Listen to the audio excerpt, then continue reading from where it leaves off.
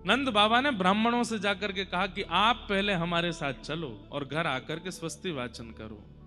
ब्राह्मणों ने घर आकर के स्वस्ति वाचन किया। आज हमने किशोरी जी के हमारे लाल जी की जो उठी हुई भुजा है ना, ये आधा अंग जो है ये किशोरी जी है, और ऐसे जो है ये ठाकुर जी।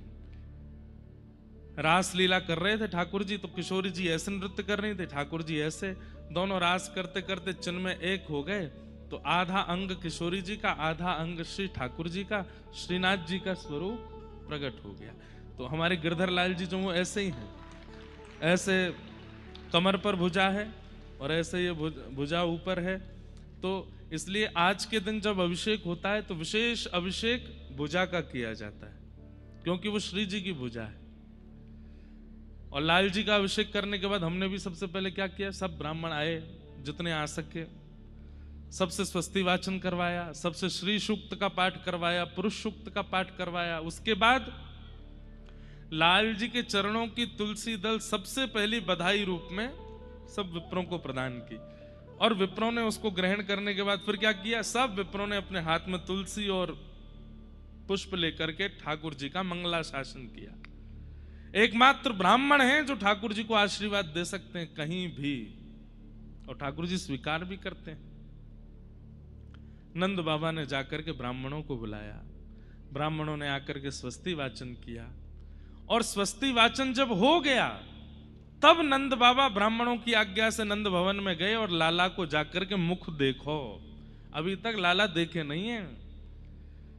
गौ ब्राह्मण संतों में ऐसी निष्ठा होती है तब ठाकुर जी आते हैं। ठाकुर जी चुन के आते हैं परिवार, ऐसे कहीं ना पहुंच जाए मोह उठा के। ठाकुर जी को जब पता चले ना कि भाई ये परिवार गौ ब्राह्मण संत सेवी है, तब ठाकुर जी उस परिवार को स्वीकार करते हैं। नंद बाबा की कैसी निष्ठा है। कोट वाली दीदी बैठ जाए,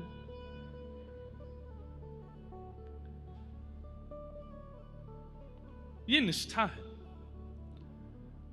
सब ब्रजवासी चारों तरफ से नंद भवन के खड़े हैं और बस भुजा उठा करके बधाई हो कह रहे हैं। नंद बाबा आकर के अटारी से सोने लुटा रहे हैं, चांदी लुटा रहे हैं, रत्न लुटा रहे हैं। सब कह रहे हैं बाबा जी सब नाए चाहिए। बोले तो अपने लाल को दर्श कराए दो, लाला को मुखमंडल दिखाए दो। यशोदा मैया के पास नंद बाबा गए तो यशोदा मैया बोली मुख तो नहीं दिखाऊंगी, चरण दिखा दूंगी। और बाहर लाकर के यशोदा मैया ने केवल लाला के चरण दिखाए। चरण देख करके ऐसे बावले भये सब ब्रजवासी, ऐसे कोमल कोमल चरण श्री ठाकुर जी के। सब कहने लगे मैया नेक दर्शन कराए दे, नेक दिखाए दे, कैसे हो लाला। और जैसे ही मुखमंडल को दर्शन करायो, अभी ठाकुर जी 1-2 दिन के हैं बस।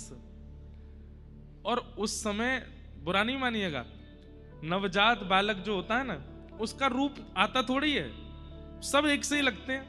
कभी आप प्रसूति का गृह में जाकर के देखिए, बालक जन्म लेते हैं सब एक से लगते हैं। हाँ, इंडियन अफ्रीकन में तो अंतर आ सकता है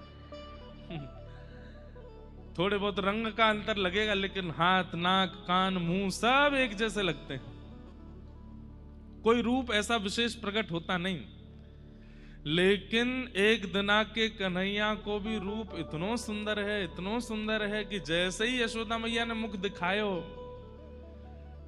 प्रेमाश्रु छलक पड़े ब्रजवासियों के नेत्र में। इतने सुंदर, और दूर से दिख रहे हैं अभी तो।